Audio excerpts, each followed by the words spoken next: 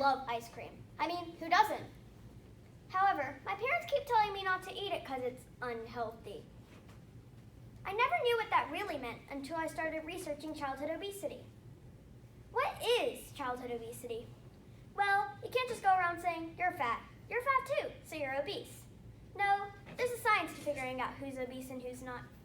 Someone's obese when their BMI, or body mass index, is too much, or, in plain English, when their weight is too much for their height. Childhood obesity is taking over the world. An estimated 41 million kids around the world have it. Unfortunately, 3 million of those are in the US, and that's as much as 1 in 5 school children. It can cause a lot of bad things too. Cancer, diabetes, and heart disease, and a whole lot of other health problems. Obese children will also probably have problems socially. They're more likely to get bullied and think way less of themselves. This is all terrible, but I wanted to see if my friends and family knew how terrible it was. So I conducted a survey to see where their awareness of childhood obesity really stood, and here is a rough idea of its results.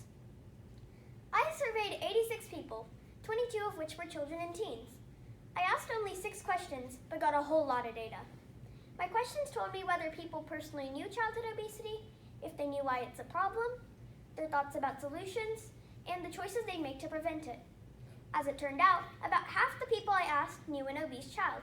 That told me how widespread this problem is. Thankfully, most people also knew why obesity is a problem. 15 of the 22 kids I asked were aware of childhood obesity, but some children and adults didn't know about this, so there's still some work needed here.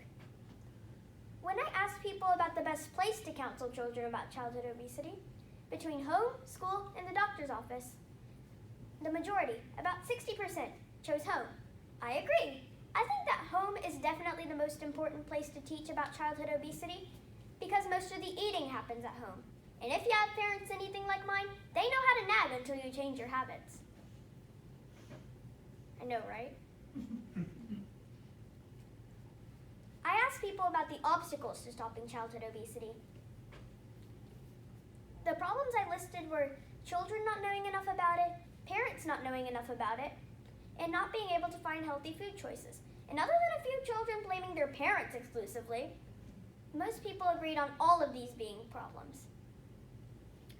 On my question about the food choices for a healthy breakfast, about 60% made a healthier choice. Boiled eggs and orange juice, yum, as opposed to muffins, bacon, pancakes, and French toast.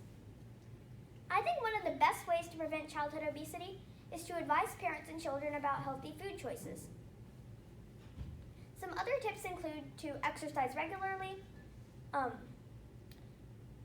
a good attitude toward food, that means not refusing to eat your veggies, and to eat a sensible amount of food. You should also try to involve the whole family in regular physical activity and making better and healthier meal habits. Also, try to concentrate on your food instead of watching TV, and limit screen time and snacking. All in all, this survey gave me a rough idea in which to start educating people about childhood obesity. Going back to my love for ice cream, I think my parents were just trying to protect me from diseases that obesity can cause, but I sure hope they don't mind me eating it once in a while. Thank you so much for listening.